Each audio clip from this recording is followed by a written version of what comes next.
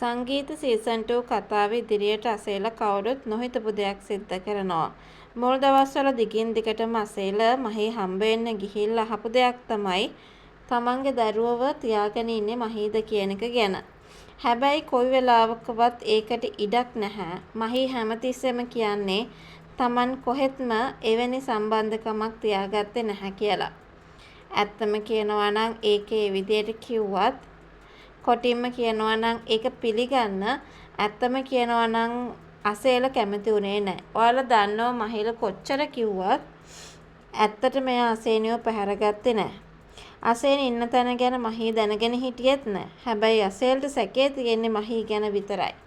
ඉතින් ඒක කල්පනා කරලා බලන්න ලොකු ප්‍රශ්නයක් විදියට මම මේ වෙලාවේ ඔයාට මතක් කරන්න ඉඩකඩක් වෙන් කරගෙන ඉන්නවා කියන කතාව ගැන.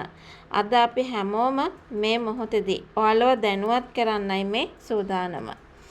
කොහොම වුණත් ඉතින් අසේලගේ මේ එකඟ නැතිකම නිසා ඉදිරියට පොලිසිය ගිහිල්ලා ඔය මහී ගැන තමයි සැක කටයුතු විදියට කියන්නේ. ඒ නිසා මහීගෙන් මුලින්ම ප්‍රශ්න කිරීම කටයුතු සිද්ධ කරන්න කටයුතු කරගෙන යනවා ඇති බවට මම මේ මොහොතේ ඔයාට කතා කරන්න සෑහෙන සූදානමක් තියාගෙන ඉන්නවා කියන ඒ කතාව ගැන තමයි අද අපි වීඩියෝ එක හරහා ඔයාලව දැනුවත් කරන්න සෑහෙන ඉඩක් වෙන් කරගෙන හිටියේ කියන කතාව ගැන මම අද වීඩියෝ එක හරහා ඔයාට මතක් කරලා දෙනවා.